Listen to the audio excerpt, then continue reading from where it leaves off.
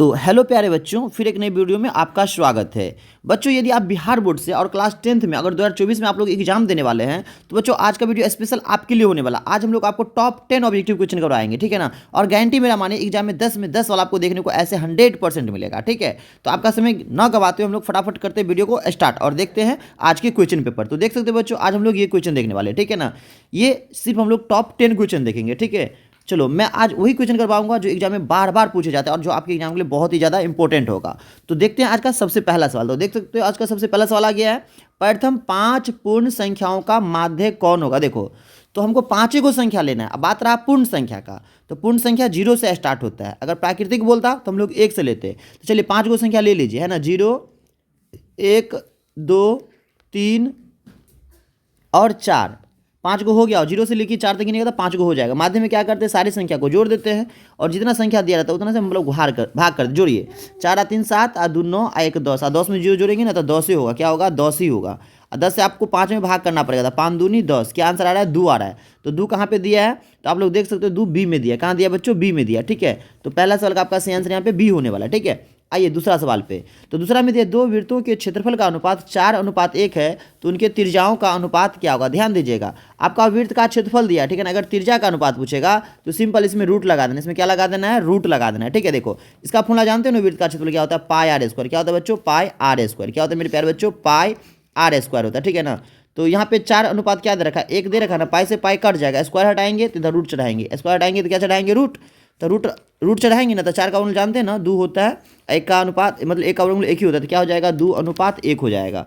तो यहाँ पे सही आंसर क्या हो जाएगा, इसका भी बी हो जाएगा। शॉर्टकट याद रखिए, रूट लगा दीजिए, ठीक है। 4 का 2, 1 का वर्गमूल 1 हो जाएगा, तो 2:1। तो 2 का यहाँ पे बाबू रे बी आंसर सही चला जाएगा। आइए तीसरा सवाल पे बढ़ते हैं।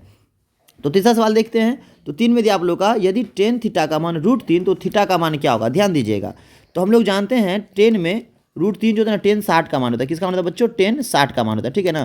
तो tan से tan कट जाएगा तो थीटा और क्या हो जाएगा, 60 डिग्री। तो आपको मालूम है थीटा का मान यहाँ पे क्या होने वाला है, 60 डिग्री। वैसे भी समझिए ना, tan में √3 किसका होता है, tan 60 का ना, तो शॉर्टकट tan 60 होगा। तो यहाँ पे बाबू ने 3 का डी चला जाएगा, ठीक है। आइए चौथा सवाल पे सारे बच्चे। तो चौथा में देखिए क्या दे रखा है, cos 60 डिग्री +1, ठीक है। और नीचे में वही बात दे रखा है, cos 60 डिग्री बस -1 कर दिया है। इनमें से कौन सा मान होगा, चलिए इसको मैं सोल्यूशन करके आपको दिखाता हूँ।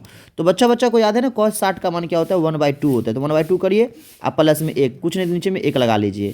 फिर cos 60 का मान 1/2 होगा, -1 है तो 1 दे दीजिए, बटा में अपना मन से 1 लगा लीजिए। अब यहाँ पे आपको एलसीएम करना होगा, 2 का लघुत्तम 2 होगा तो 1 1 1 और 2 1 यहाँ पे 2 हो जाएगा।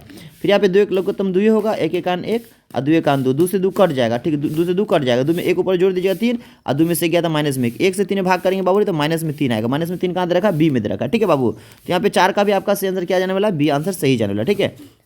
आइए सारे बच्चे पाँचवा सवाल पे। तो देख सकते हो बच्चों, ये आपका सवाल पाँचवा सवाल है, ठीक है ना। यहाँ पे देख सकते हो बच्चों, ये सवाल आपका क्या है, 5 नंबर सवाल यहाँ पे दे रखा है, ठीक है ना। यदि अल्फा और बीटा बहुपद, अगर कोई बहुपद दे रखा है fx और x² + x + 1 तो इनके मूल हो तो 1/α + 1/बीटा का मान क्या होगा। इसका फॉर्मूला मैं बताता हूँ आपको शॉर्टकट, -b/c फॉर्मूला होता है। b का मान x के पीछे कुछ नहीं तो 1 दे दोगे ना, माइनस फॉर्मूला का यहाँ पे माइनस लगा लो। और c का मान तो ऑलरेडी बिना एबीसीडी में 1 दे रखा है, तो 1 से 1 में भाग करोगे तो माइनस में 1 आएगा, जो कि बी आंसर यहाँ पे सही आंसर जाएगा, ठीक है। आइए सारे बच्चे छठा सवाल पे ध्यान दीजिएगा, ठीक है बाबू। तो देख सकते हो आपके सामने में यहाँ पे छठा सवाल आ गया, ध्यान से देखना, ठीक है।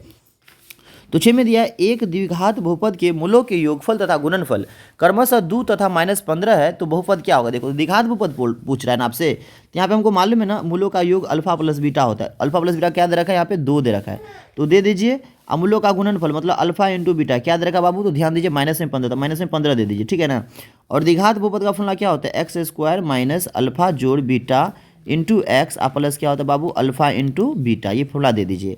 तो x² ऐसे रहेगा माइनस फॉर्मूला का, अल्फा + बीटा का मान यहाँ से देखिए क्या दे रखा है 2, तो यहाँ 2 कर दीजिए, x लगा दीजिए। और अल्फा × बीटा का मान यहाँ पे देखिए 15 दे रखा माइनस में, तो प्लस माइनस माइनस में 15। तो देखिए x² - 2x - 15 कहाँ दे रखा है, डी में दे रखा है ना बाबू। तो यहाँ पे आपका 6 का सही आंसर क्या जाएगा मेरे भाई, डी आंसर सही चला जाएगा, ठीक है। चलिए तो हम लोग देखेंगे आज के 7वां सवाल। तो छठा सवाल तो भी आपको मैंने बता ही दिया है ना। अब 7वां सवाल पे ध्यान दीजिएगा, ठीक है। देखिए 7 में क्या दे रखा है, बिंदु Q से किसी वृत्त की स्पर्श रेखा की लंबाई 24 सेंटीमीटर है और केंद्र Q की दूरी 25 सेंटीमीटर, तो वृत्त की त्रिज्या क्या होगा। तो देखो मैं शॉर्टकट बता दूँ, देखो जैसे मान लो ये आपका क्या है, ये वृत्त है, ठीक है ना। तो ये मान लीजिए केंद्र से दूरी है, ये केंद्र से क्या है, कोई दूरी है और यहाँ पे जो स्पर्श रेखा की लंबाई है वो क्या दे रखा है 24, तो ये आपका 24 हो जाएगा, ठीक है ना। और दूरी कितनी दे रखा है 25 दे रखा है, तो यहाँ पे कहता है वृत्त की तिरछा, ये वाला क्या होगा, है ना।